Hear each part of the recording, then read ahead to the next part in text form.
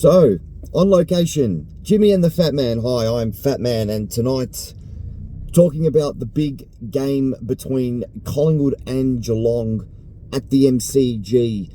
Collingwood are 2 wins, no losses, sitting 3rd or 4th on the ladder.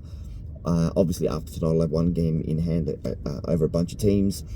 And Geelong, what they do there? 1 win, 1 loss. They beat Essendon round 1 and lost to the Swans last week. And the Swans got done by the Doggies, who are also 0-2. So really hard to take a form line into tonight's game. Obviously, well, look, we haven't exactly beaten the cream of the crop. We beat Adelaide and St Kilda, although St Kilda did beat Freo last week in a really good game. So it's really hard to tell how we're going to go. Look, just judging by the actual game and judging by the experience they have and the experience we have, and both teams side by side, you have to say the Cats are the better side. I'm just getting to the ground now. I have to say the Cats are the better side. Look like I didn't go, there's a tram there. You have to say the Cats are the better side, and I did tip them to win during the week. But as always happens, as you get closer to the game, get closer to the ground, you start to roll in. All of a sudden, you get a little bit of that tickle in your throat where you just think, you know what? I reckon if a couple of things go our you PRICK. I reckon if a couple of things go our way, I reckon we can pinch this. So there. So look, we've got a couple of good ins. It's good to have Bruz back. Love me a good Braden Maynard.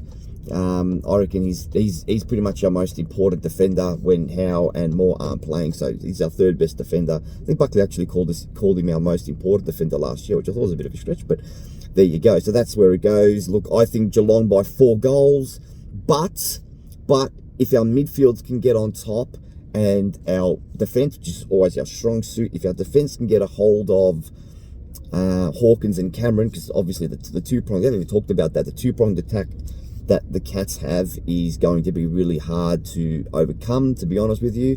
I think we'll really struggle to overcome the Cats' two-pronged forward line, although look, Moore and Howe are more than capable of doing it, but it would have been really good to have Roughhead back there. That way one of them could play the intercept defender, whereas now the way they are, they'll either have to play a man, or if you want to play the intercept defender, it does mean that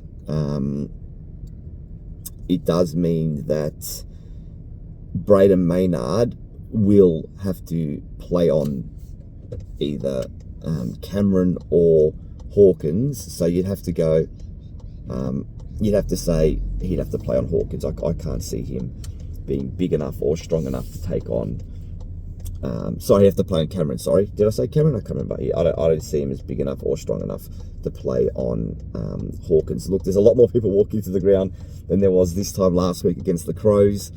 Look, you still got the biggest crowd of the round, so you know you can win as many flags as you want. Collingwood supporters still turn up en masse more than anybody else.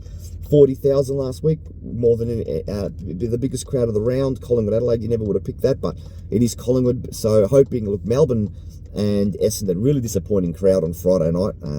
I thought that they should have been packed to the rafters, that game. Melbourne supporters, you know, you should be getting 70 to 80,000 to every game without, 50,000 of your supporters should be turning up every single game. So if you're playing a Melbourne team, you should be getting 70 or 80,000. So either the Essendon supporters didn't turn up, or both supporters didn't turn up. People just walking across everywhere. So look, I'll leave it there. That's my tip. Geelong by 4 straight kicks. I don't think it's going to be a high-scoring game, but I just think Geelong just have too much class around the park. But go Pies, hope we win. See you quarter time. Well, quarter time at the MCG. Collingwood 3-7-25 beat Geelong 2-3-15. Collingwood kept Geelong in the game that quarter through some inaccurate kicking. Really dominated all facets of the game, particularly late in the quarter. For the Pies, the goalie 12 possessions at 4 behind, absolutely kicking ass. Elliott, Quaynor, Chris Adams, imagine all with 7 possessions. Dangerfield the top Geelong possession went along with Smith and Guthrie on 7. But Jordan De Goey, 12 possessions, 4 behinds. He could have won the game off his own boot, like right now. But that's where we are at the moment. So we'll have a look at some stats. Collingwood more disposals, although Geelong are using it better. Collingwood more contested possessions, more uncontested possessions, as they're playing now that running game. So there we go. Collingwood 3-7-25, lead Geelong 2-3-15. I'll see you at half time. That was a terrible quarter on Collingwood's behalf in regards to score. They played well for the first 29 minutes, but then it unravelled a little bit towards the end of the game. Collingwood 1-4, Geelong's 4-1, and 3 of Geelong's 4 goals come in the last 15 in the second half of that second quarter. Geelong leading at half time, unfortunately, 6-4-40 to 4-11-35 by 1 point. So look, it's only 1 point. Jordan Goey was well held that quarter, only got 2 possessions, they caught out 12 at quarter time. Waynor has 13, Will Elliott has 10, playing well. For the Cats, Patrick Dangerfield 15, Tom Stewart 16, Isaac Smith has 12.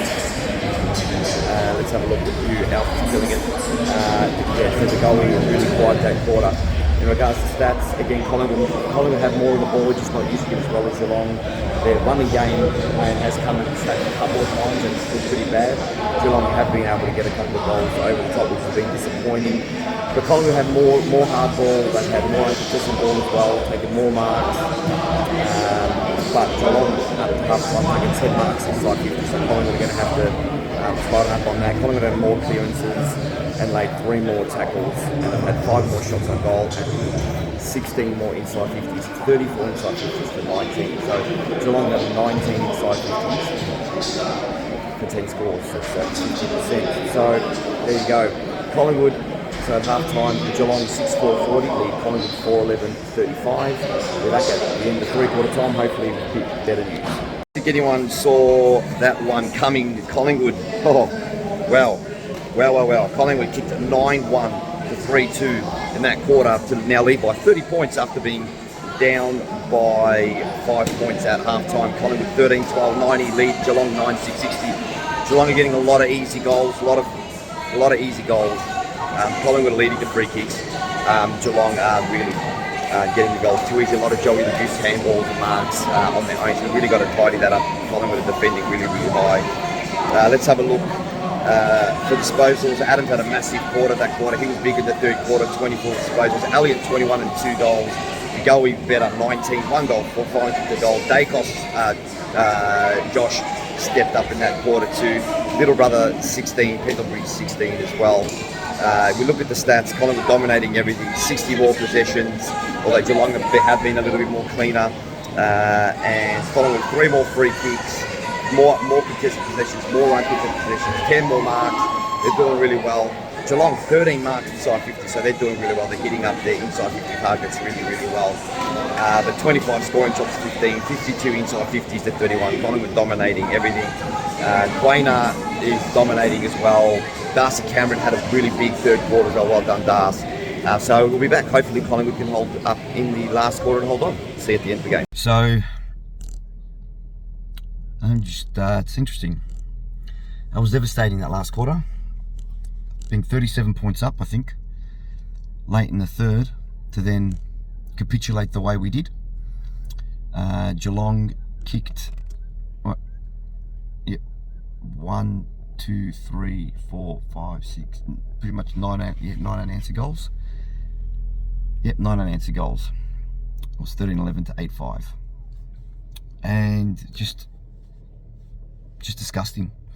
I was saying it all game. I was there with a couple of friends, and I was saying it all game that Geelong were just getting their goals just way too easy. They were all Joey the Goose. I said 3/4 time, and it was same in that last quarter. How many goals over the top?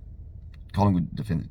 All good luck to Jeremy Cameron. Kicked 6 goals, or 5 or 6 goals. Got on him, 6 goals, but he wasn't on an opponent tonight. The amount of goals he got over the top with no one on him was just disgusting. That was disgusting. And then the scourge of the game, the scourge of the AFL game at the moment, are players going for check side kicks, 30 metres out, slightest of angles, right side for a right footer or right side for a left footer, going for check side kicks. Collingwood had 2 important moments and got punished both times. Brody Mychek did in the second quarter, and Geelong got kicked 3 quick goals after that. And then Jamie Elliott, 1 point down in the last quarter, gets a mark, which, look, it was a mark, but it was questionable whether it was going to get paid or not.